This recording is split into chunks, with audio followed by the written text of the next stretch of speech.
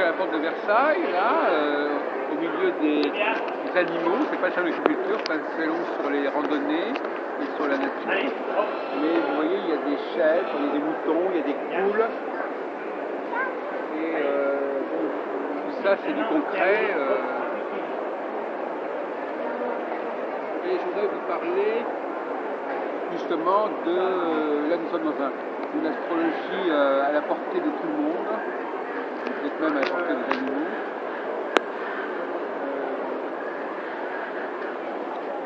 Je voudrais vous parler en réalité de la recherche astrologique.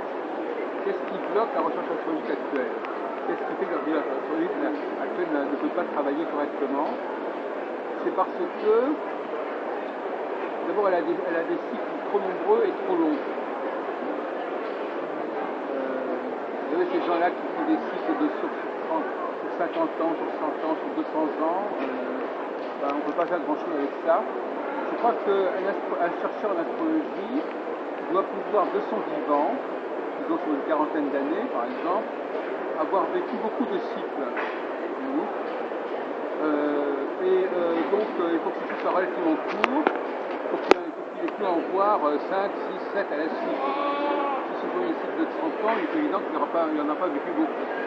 Si des cycles de 7 ans, il pourra en avoir vécu une dizaine au cours de sa vie, c'est pas mal. Et aussi, il faut que ces cycles soient simples. Hier, j'étais par exemple à une conférence sur Saturne en Scorpion. Alors, ce qu'on disait sur Saturne en Scorpion était certainement intéressant, mais quand on sait que Saturne ne revient en Scorpion que tous les 30 ans à peu près, on se disait que les valeurs de Saturne en Scorpion, elles ne pouvaient se manifester d'après le raisonnement de ces gens-là que tous les 30 ans. Donc c'est un peu embêtant que les valeurs quelles qu'elles soient n'arrivent sur Terre que tous les 30 ans. Donc il faut que ça arrive, parce que finalement, c'est comme si vous me disiez, il y a du jour pendant 20 ans. Bon, il y a des choses qui ont besoin d'alterner à un rythme beaucoup plus rapide que tous les 30 ans. Et donc c'est pas un bon rythme les 30 ans. Et je ne parle même pas d'Uranus 84 ans ou de Neptune 165 ans. Ce ne sont pas des durées très intéressantes. Et ce qui vient encore compliquer les choses, c'est quand on dit que les planètes agissent dans tel pays et pas dans tel autre, et que c'est pas la même chose, par exemple que Saturne et Neptune agissent sur la Russie, etc. À ce moment-là, encore ça limite les expériences, parce qu'au lieu d'avoir... les voilà.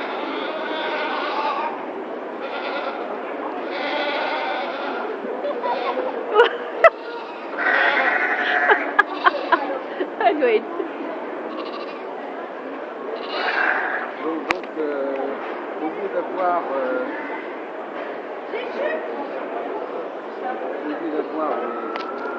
un maximum d'informations, un maximum de cycles qu'on peut étudier, on en a très peu. Et moi je considère que mon travail ne peut marcher que si j'ai un grand nombre de cas à étudier et que j'ai pu étudier moi-même. Parce que en tant qu'historien, je pense qu'on ne peut pas étudier le passé, on ne peut pas étudier facilement le passé.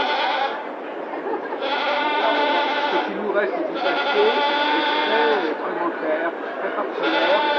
Le passé, ça se constate, ça se réduit, et donc en fin de compte, on ne peut étudier un phénomène social que lorsqu'on en est le témoin, lorsqu'il se déroule devant nos yeux, et que là on a la totalité des informations qui se présentent à nous. Dès qu'on parle de quelque chose qu'on n'a pas vécu soi-même, on est obligé de défendre d'autres personnes qui, elles, vont nous raconter ce qui s'est passé. Or, un chercheur, on l'a compris depuis 5 ans, un vrai chercheur, il ne peut pas déléguer son sens de l'observation. Je ne peux pas, par exemple, je ne peux pas dire, au lieu de faire moi-même le travail d'observation, je vais demander à Liliane ou à Didier de faire l'observation à la place. Ils n'ont pas les mêmes dons que moi, donc ils ne verront pas les mêmes choses que moi, et donc c'est vraiment intéressant. Donc il faut travailler dans le présent, observer les choses dans le présent, et faire des recoupements dans le présent, en tout cas dans le présent, dans la présence, le présent évidemment qu'on a vécu successivement. je voulais mettre en avant. La nécessité aussi des reprises d'utiliser plutôt une division en deux du cycle que une division en 12. Parce que la division en 12 c'est beaucoup plus compliqué. Que les gens ne comprennent rien, donc on dit dans 12, c'est le problème ici. Il faut être dans le binaire. Surtout, je crois qu'il est essentiel de mettre à la disposition publique un outil simple. Il faut voir des choses simples, mais aussi des choses, et ça j'insiste beaucoup là-dessus, des choses qui ont une valeur quantitative. Vous connaissez le proverbe « l'hirondelle ne fait pas le printemps ». Eh bien, c'est intéressant en astrologie, c'est de voir qu'il y a 1000 hirondelles qui vont dans la même direction au même moment. Enfin, une hirondelle. Donc il faut avoir un maximum d'informations qui convergent vers un même but. Et donc toute observation ponctuelle et limitée à un cas n'est pas signifiante. Donc j'attache beaucoup d'importance à ce phénomène de troupeau, ce phénomène de rassemblement. Et c'est ça qui nous frappe dans la vie. Quand on voit des gens aller dans une même direction, là ça nous frappe. Quand il y a une personne qui va dans une direction, ça ne veut rien dire. C'est très important de bien comprendre que l'astrologie n'est pertinente que par le phénomène à la fois répétitif, mais aussi collectif.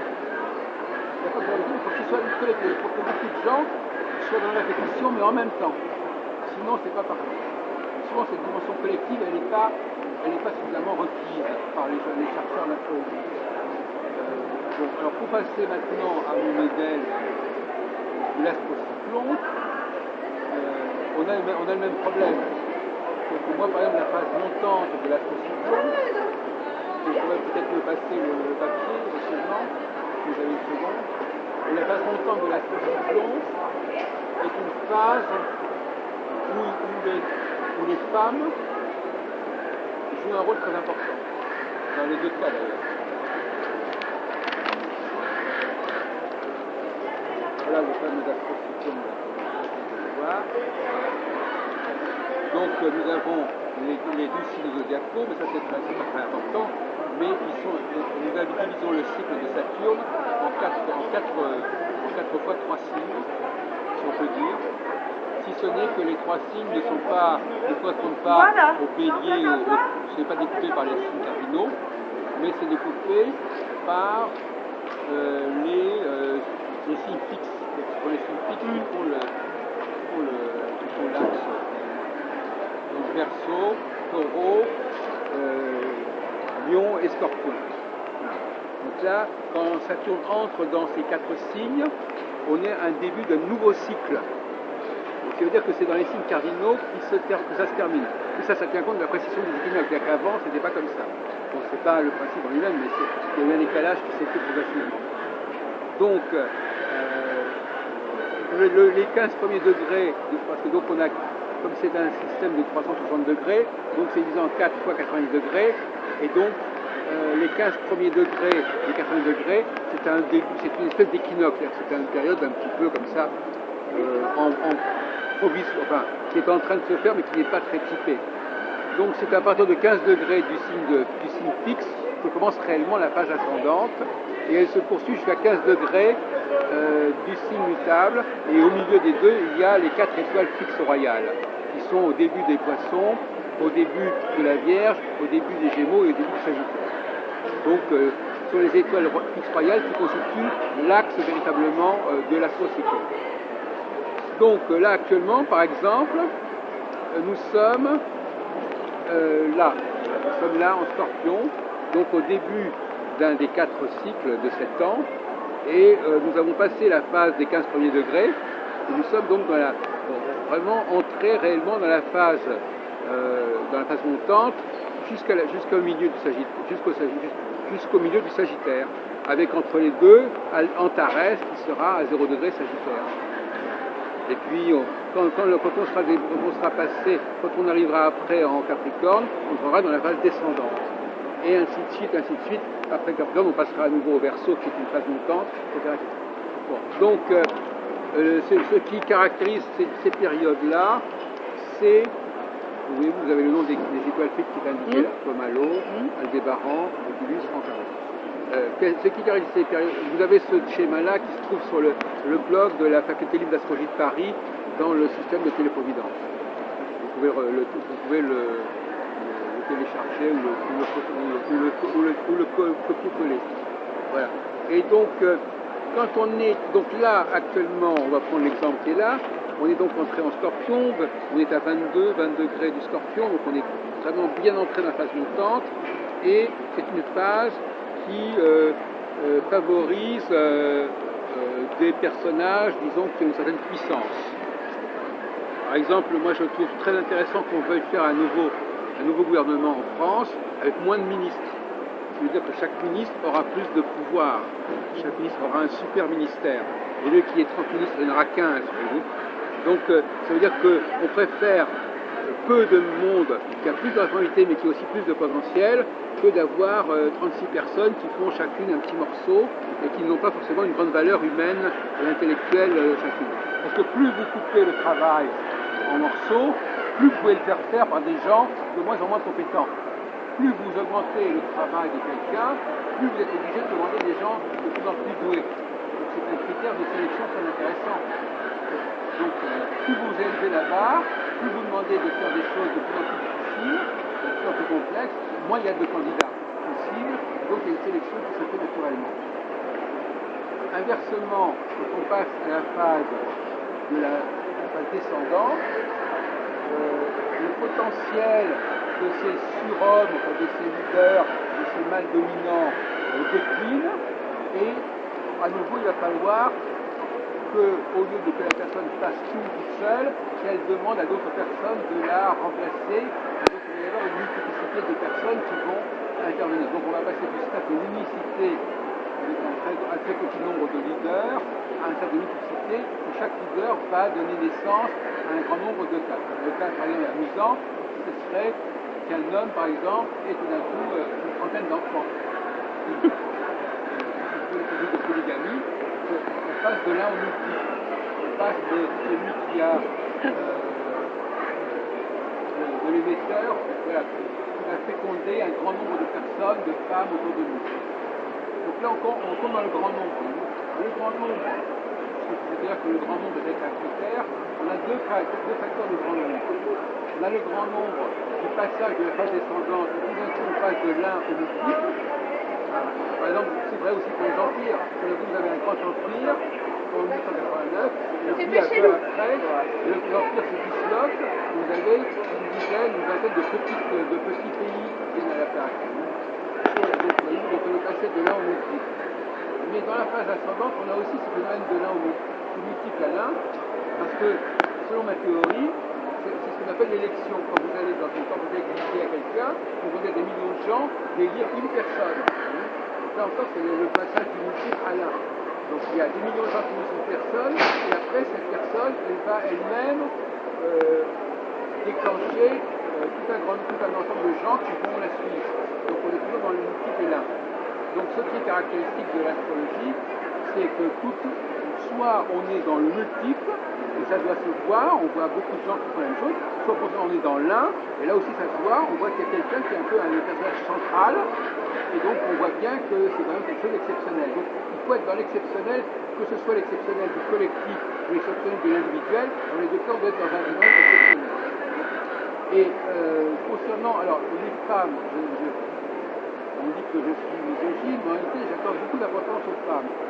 En tant que moteur en tant qu'interface entre les hommes et les astres. Parce que ce sont finalement les femmes qui captent les signaux. Parce que les signaux cosmiques, l'astrocyclone par exemple, normalement, il est capté par les femmes. C'est quand Saturne entre en Scorpion, enfin au milieu du Scorpion, ça déclenche chez les femmes un processus d'élection.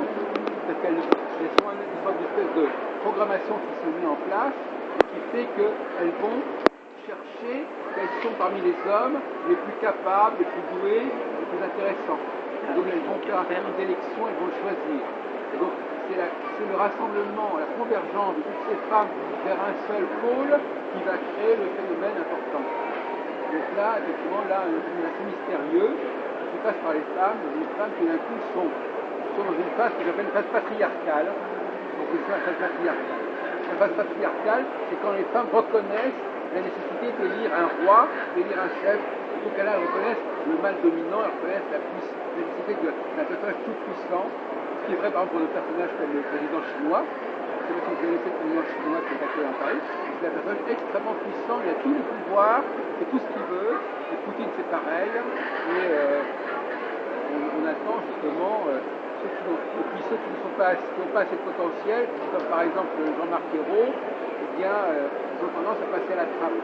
Donc une période où les personnages qui ne sont pas suffisamment percutants sont un petit peu évacués. Et on ne garde que les plus forts.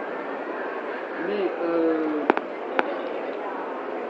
donc ces femmes sont programmées tous les 7 ans, tout d'un coup les femmes vont vers certains personnages.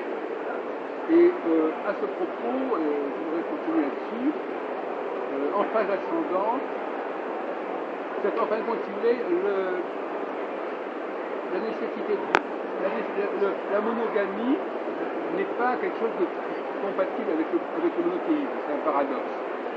Le culte du Dieu unique, c'est pas un culte monogamique, c'est le contraire. Quand vous avez un personnage unique, c'est justement parce qu'il va régner sur un grand nombre de personnes. Et paradoxalement, quand vous avez du polythéisme, là, vous pouvez effectivement avoir de la monogamie parce que vous divisez en une infinité de dieux les choses et donc chacun peut jouer son rôle de société. Voyez-vous, donc il y a une espèce de règle que j'ai trouvée, monothéisme égale polygamie, polythéisme égale monogamie. Donc dans notre civilisation, nous avons du mal à accepter l'idée de polygamie. Pourtant, on l'accepte dans beaucoup de domaines. On l'accepte dans le domaine de l'entreprise, il y a un chef qui a beaucoup d'employés, on l'accepte dans le domaine musical avec le chef d'orchestre, on l'accepte dans le domaine scientifique avec des recherches qui sont après reprises par comme Einstein par exemple, qui sont reprises par des tas de chercheurs. Il y a toujours cette idée d'un personnage qui après va féconder une population entière. Mais dans le domaine du relationnel, la monogamie reste quand même la règle. On a vu ce qui s'est passé avec François Hollande, avec l'histoire de Clarisse Ferraillère. En fin de compte, en phase ascendante de Saturne et de l'astrocyclone, puisque l'astrocyclone est fondé sur le mouvement de Saturne, ce n'était pas dit, il est tout à fait normal qu'un homme ait plusieurs femmes. Il est tout à fait normal que plusieurs femmes s'intéressent au même homme. Il n'y a absolument rien d'extraordinaire à ça. Là, il ne faudrait pas s'exciter là-dessus. C'est un phénomène tout à fait naturel. C'est un phénomène de convergence des éléments féminins vers certains éléments masculins. Et donc, en voulant faire de la monogamie, on cache le phénomène de convergence. Donc, une des graves erreurs à ne pas commettre, c'est de casser cette dynamique polygamique, cette dynamique collective de convergence, parce qu'à ce moment-là, on perd de la lisibilité. Donc, le monde devient moins lisible. C'est ça qu'il faut bien comprendre, c'est que la recherche astrologique est handicapée par le fait que la lisibilité et la visibilité est compromise. Donc il faut essayer de vivre en rapport avec le système. Alors est-ce qu'il y a des choses que vous n'avez pas comprises, Liliane, sur ce tableau-là? Ben non, vous m'avez... Voilà. Hein. Donc... Parce que je savais bien qu'il y avait quelque chose qui allait pas. Mais... Donc effectivement, la grande idée qui est assez étrange en fin de compte, c'est qu'une planète, un cycle planétaire, ne doit pas être pris dans sa totalité. C'est le grand principe de division par 4. La Lune, par exemple, avec la Lune, on divise par 4 semaines. Hein. Et bien c'est pareil, toutes les planètes, on doit normalement diviser leur cycle en 4.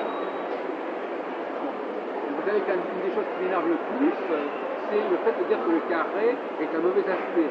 Ça, c'est encore entendu hier à la réunion de l'application source. Le trigone, c'est un bon aspect, le carré, c'est un bon aspect. Moi, je trouve, et on s'aperçoit que c'est essentiel pour les astrologues. Parce que s'il n'y avait pas l'histoire de bon et de mauvais aspect, ils seraient perdus. Parce que c'est la seule chose qui leur permet de travailler, c'est que, ah oui, ça c'est bon, ça c'est pas bon, et ça, si vous leur enlevez ça, ils sont complètement foutus. Or, moi je ne vois pas pourquoi le carré c'est un mauvais aspect. Le carré est complètement structurel, puisque c'est le carré qui permet de diviser en 4. C'est le carré qui divise les 4 saisons, c'est le carré qui divise les 4 semaines. Donc moi personnellement je trouve que c'est très injuste de dire que le carré est un mauvais aspect. Je dis pas que moi j'aurais plutôt tendance à dire, moi je travaille plutôt sur présence et absence.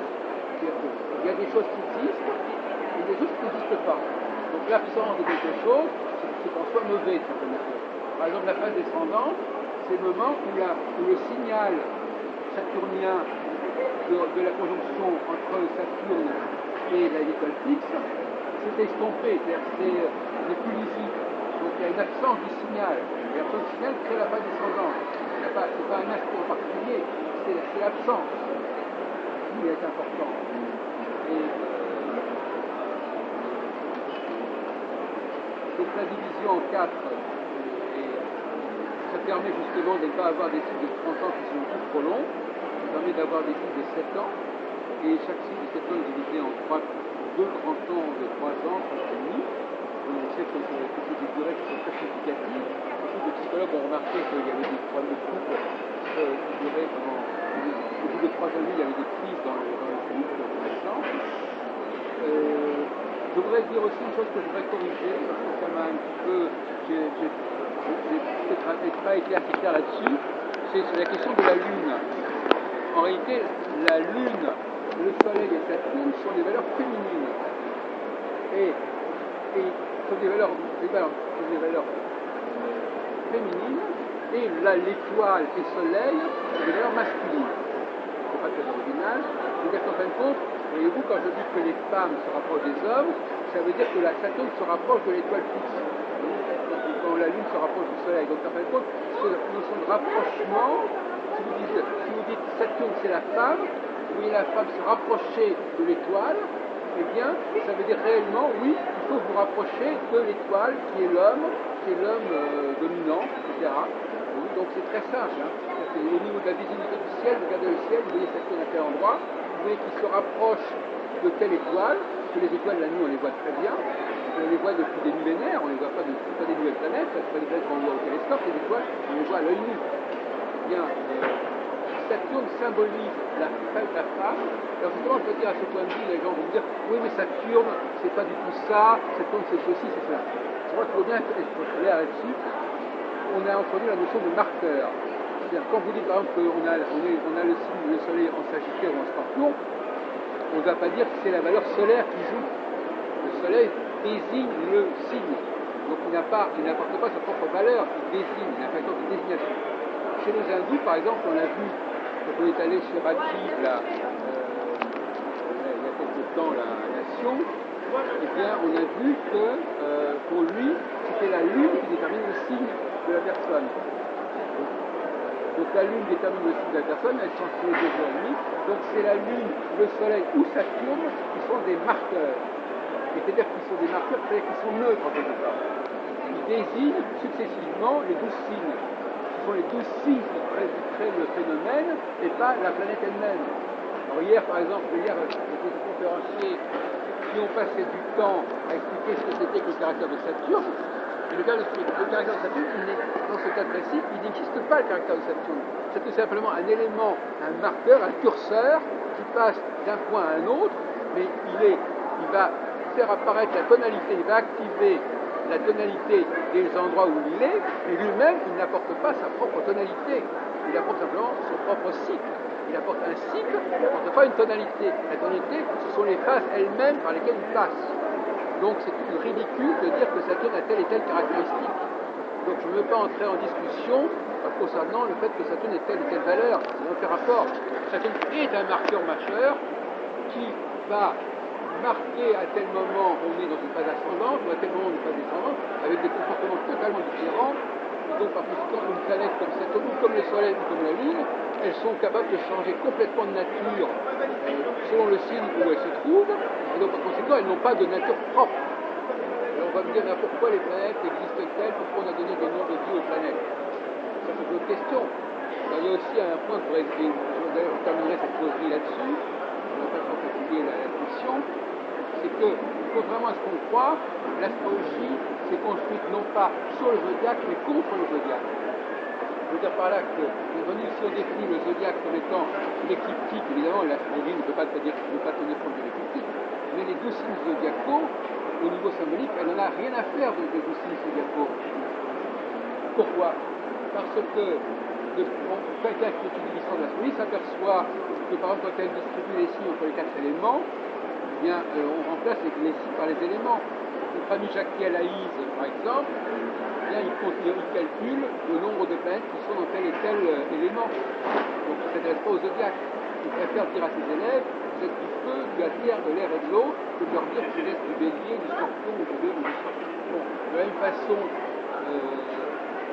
les attributions des doubles domiciles des planètes aux signes, ça veut dire que tel signe est martien ou tel signe est vénusien, et là encore, on n'a pas besoin de planètes. Ce qui fait que par exemple le Mercure est aussi bien dans le Gémeaux et dans la Vierge, on voit bien qu'il y a deux signes qui sont différents, qui se retrouvent avec la même valeur planétaire.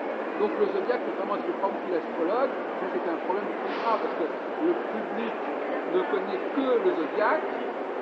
Et en fin de compte, le zodiaque est un élément totalement marginal de l'astrologie véritable.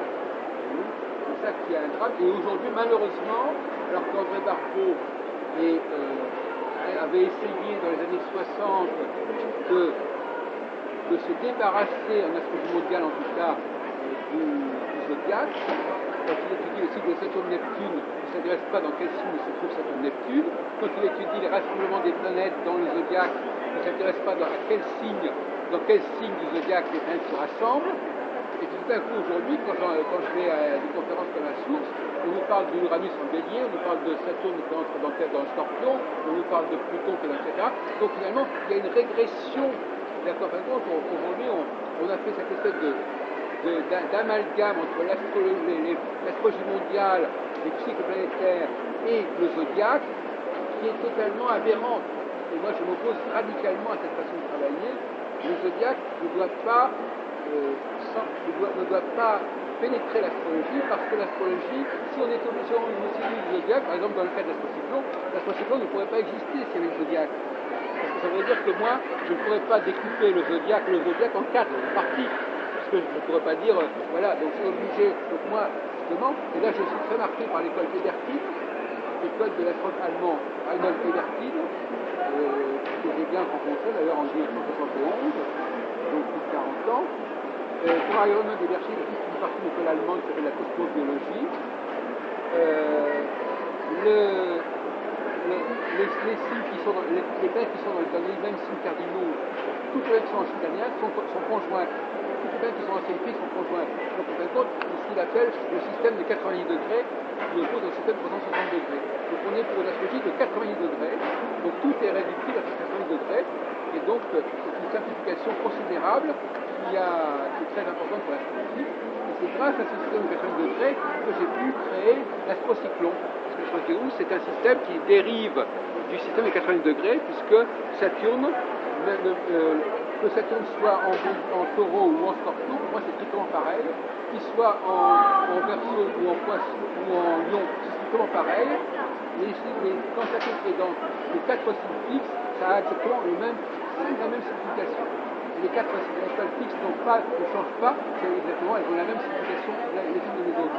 Donc ça vous voyez, donc il faut simplifier le discours de l'astrologie, et ce n'est qu'en la simplifiant qu'on va pouvoir faire des recherches intéressantes, parce que plus on simplifie l'astrologie, plus on va multiplier les cas semblables. Parce que le grand problème des astrologues, souvent, ils me disent « Ah oui, mais ce sont des cas différents, les événements ne sont pas exactement identiques, et il n'y a pas eu exactement les mêmes planètes qui se sont combinées, une telle personne n'est pas exactement pareille que l'autre, etc. » Alors à ce propos, je terminerai là-dessus, il est évident que moi j'ai apporté une autre révolution en astrologie, qui est le fait de privilégier l'homme et les hommes et les femmes.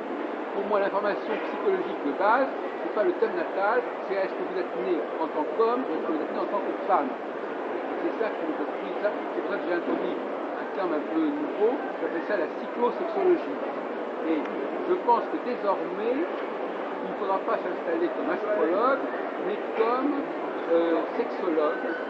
Et en tant que sexologue, on devra expliquer aux gens comment qu'est-ce que ça veut dire qu'être un homme ou qu'être une femme. Et en tant que sexologue, on introduira une dimension cyclique. Parce que pour montrer qu'à partir du moment où on est un homme ou une femme, il y a des cycles non seulement les cycles de la menstruation ou le cycle de la grossesse, il y a des cycles qu'il faut étudier. Et ça nous permettra de nous débarrasser de la demande d'un public qui dit, voilà, vous êtes astrologue, donc vous devez faire ma carte du ciel et mes faire des prévisions. Là, les gens vont venir avant tout pour mieux comprendre la problématique du couple, la problématique de l'homme et de la femme, et dans le cours de la recherche sur cette volonté de comprendre le couple et la femme, on passera à la question du cycle, mais ça sera un élément qui viendra dans un deuxième temps. En fin de compte, moi je propose une alliance entre deux domaines qui sont tous les deux un petit peu négligés par la recherche scientifique, à savoir d'une part la question des sexes. Aujourd'hui, les gens n'ont rien d'intéressant à dire sur la question des sexes, la question du genre, et de l'autre côté la question des cycles. Les deux grands mots qui menacent notre société aujourd'hui, on le voit, les deux grands points aveugles, si on veut, de notre société actuelle, c'est qu'on ne veut pas savoir ce que c'est que les hommes et les femmes, on ne veut pas les distinguer, on ne veut pas non plus distinguer qu'il y a des périodes X et des périodes Y. Donc on vit une sorte d'intemporalité, d'indifférenciation des sexes, et donc ça ce sont deux mots dont souffre de notre société, et c'est en combinant le traitement de ces deux mots que l'on va pouvoir faire avancer la cause de la solution.